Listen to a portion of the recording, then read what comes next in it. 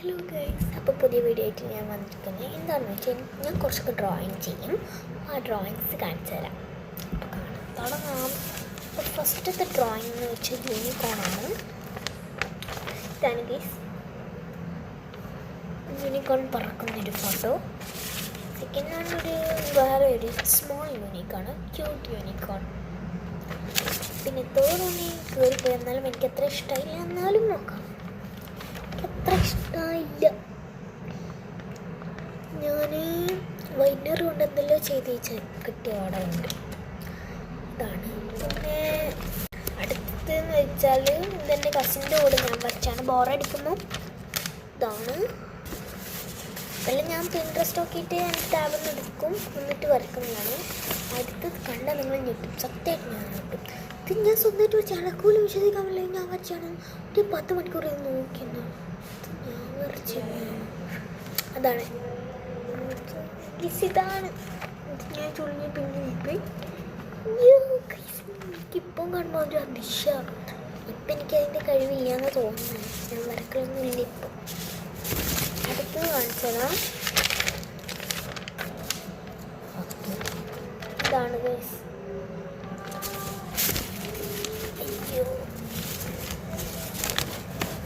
അടുത്തത് ഈ സൈഡിൽ കിട്ടും. ഇത് നെറോട്ടാണ് ഗൈസ്. ഇത് ഞാൻ എൻ്റെ കസിൻ്റെ കൂടെ തന്നെ വരച്ചാണ്. പിന്നെ ഞാൻ ആദ്യം ഫേസ് വരക്കാൻ പഠിച്ചത് ഇതിലൂടെയാണ് ഗൈസ്. കണ്ണും ഫേസൊക്കെ. എന്നാലും എനിക്കത്ര ഇഷ്ടമില്ല. ഞാൻ ലൈറ്റ് അപ്സരയെ കൊണ്ടായിട്ട് വരച്ചാൻ തോന്നുന്നു.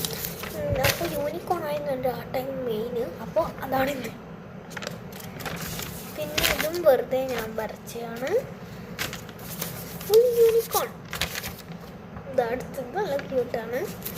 ഇതും ഞാൻ വെറുതെ വരച്ചാണ്. യൂണിക്കോൺ ലോൺലിയേ. പിന്നെ ഒരു ഹലോ കിറ്റി ഉണ്ട്. പിന്നെ എൻ്റെ ഫേവറേറ്റ് ഗേളാണ് ഗൈസ്. ഇത് നല്ല രസമാണ്. എനിക്ക് വരച്ചപ്പോൾ ഞാൻ കൃഷ്ണനെ ഞാൻ വരച്ചായിരുന്നു. പക്ഷെ അതിൻ്റെ കൂടെ എനിക്ക് ഇതും വിശ്വസിക്കാൻ പറ്റില്ല, വരച്ചാണ്. പിന്നെ അടുത്തത് ദിസ് വൺ ഗൈസ്.